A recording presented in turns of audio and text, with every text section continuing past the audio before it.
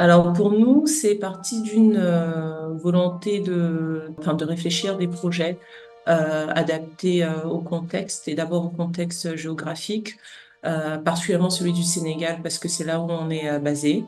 La base en fait de l'architecture bioclimatique, c'est d'abord le climat, de le comprendre et de concevoir des bâtiments pour avoir un confort thermique en fonction du climat donné.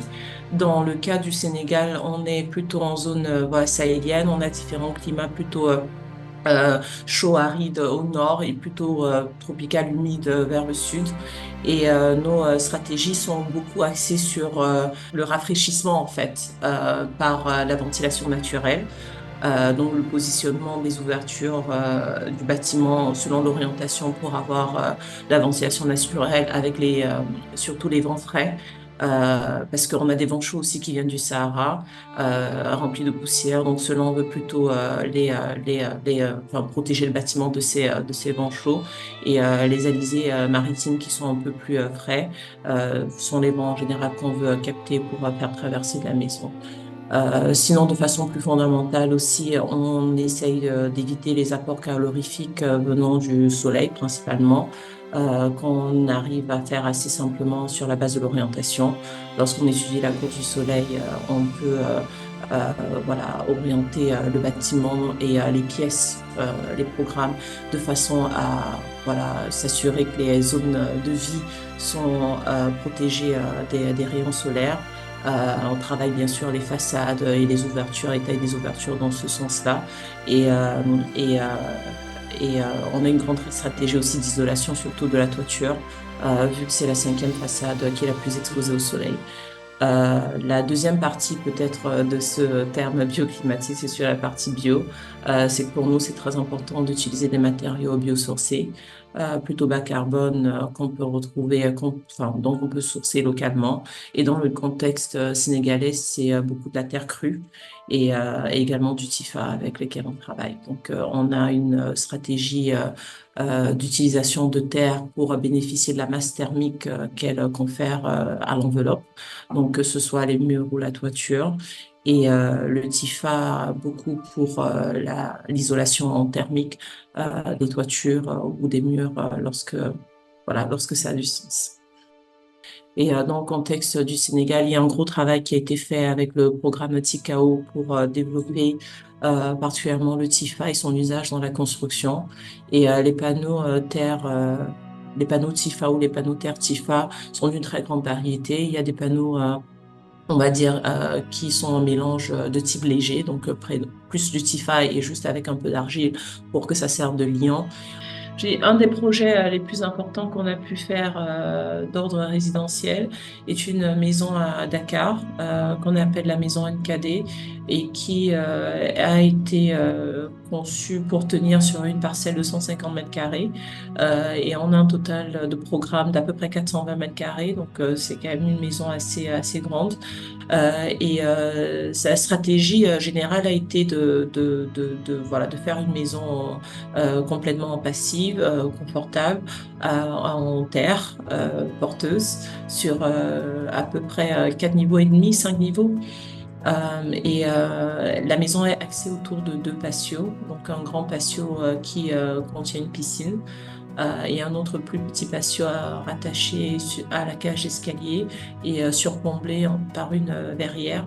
Deux tiers de la façade qui sont dans l'ombre pour la grande partie de la journée.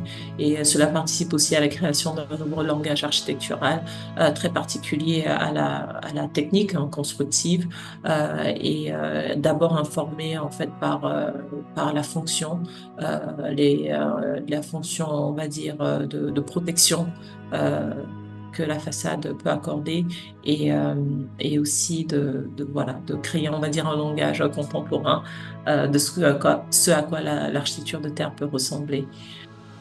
Le projet de la galerie Le Manège, qui est la galerie de l'Institut français de Dakar, a consisté à une réhabilitation du bâtiment historique qui a plus de 100 ans et classé monument historique, dans lequel on a fait une intervention très minime en y rajoutant une mezzanine supportée par une structure métallique et réhabiliter les menuiseries d'origine, refaire un sol qui est durable en béton poncé, donc technique très simple. Et on s'est beaucoup concentré sur la cour qui est juste à l'extérieur de la galerie pour en faire un espace agréable qui servirait à accueillir les publics lors des vernissages, mais en dehors des vernissages aussi de créer en fait un espace public. Et on en a fait un jardin en créant des petits îlots de fraîcheur en travaillant avec des plantes. On a travaillé avec un paysager basé à Dakar, une entreprise, en sélectionnant des plantes de différentes échelles, des plantes qui permettent de couvrir le sol, voilà, de pousser en hauteur, de rajouter aussi de la couleur. Et en travaillant aussi avec les arbres existants. Donc, il y a 3 arbres existants au niveau de cette cour. Le résultat est un espace très, très arboré, très vert. Très frais aussi, qui démontre l'importance de la végétation aussi dans le confort thermique. Et quand on n'a pas toujours besoin d'avoir des stratégies qui passent par le bâti, le végétal contribue énormément également voilà, aux stratégies de confort passif, surtout dans une ville comme Dakar, dans lequel Dakar s'appelait la péninsule du Cap-Vert, parce que c'était une péninsule très arborée et qui a bien sûr beaucoup changé à cause de l'urbanisation qu'elle a connue euh, ces dernières 100 ans, on va dire. Plus récemment, on a aussi été invité à faire un projet au Nigeria, dans la ville de Benin City. C'est une galerie d'art contemporain qui va se situer dans un lieu historique, là où il y avait les palais royaux, d'où sont venus, où ont été volés, on va dire, les bronzes, les fameux bronzes du Bénin. Et cette galerie d'art contemporain va s'insérer dans une forêt qui va être plantée dans le but de restaurer la forêt de base, en fait, la forêt avec les plantes et les arbres endémiques. Et cette forêt participe également à la création justement de ce microclimat dans lequel va s'insérer cette galerie.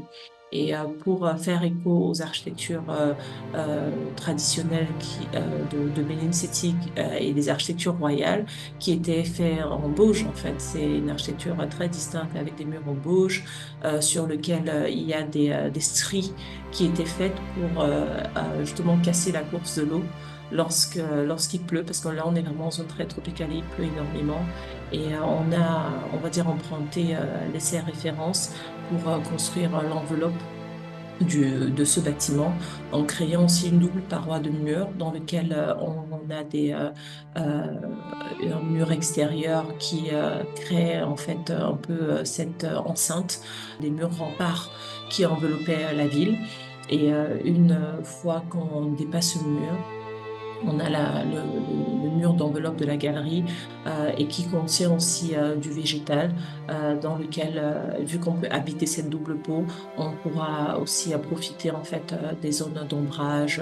On y rajoute de l'eau également pour vraiment profiter de l'évapotranspiration qui va rafraîchir l'air.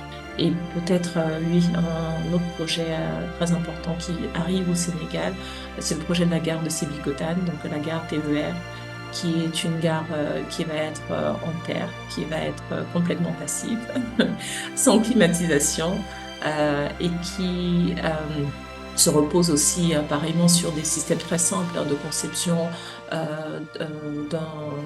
voilà, d'un bâtiment axé autour d'un patio central, de façade où on a des louvres verticaux qui ont été dimensionnés en fonction des rayons solaires pour protéger justement l'intérieur des rayons solaires. Le bâtiment est marqué par beaucoup de cheminées qui permettent justement de créer de l'extraction d'air par ces cheminées. Et on a travaillé avec un cabinet, le cabinet Solenaire basé à Lille, qui nous ont fait la simulation thermodynamique et montrant que au cours de l'année, on a toujours un confort thermique, un confort relatif autour de 26 à 28 degrés sans avoir recours à la climatisation. Donc, on a très hâte que ce projet aussi débute parce que des projets publics que les gens empruntent de tous les jours, qui montrent que c'est possible d'avoir une architecture adaptée au climat, sont parmi les plus importants qu'on puisse réaliser pour que les gens, voilà, comprennent et de leur propre expérience ce que ça fait d'habiter un bâtiment bioclimatique.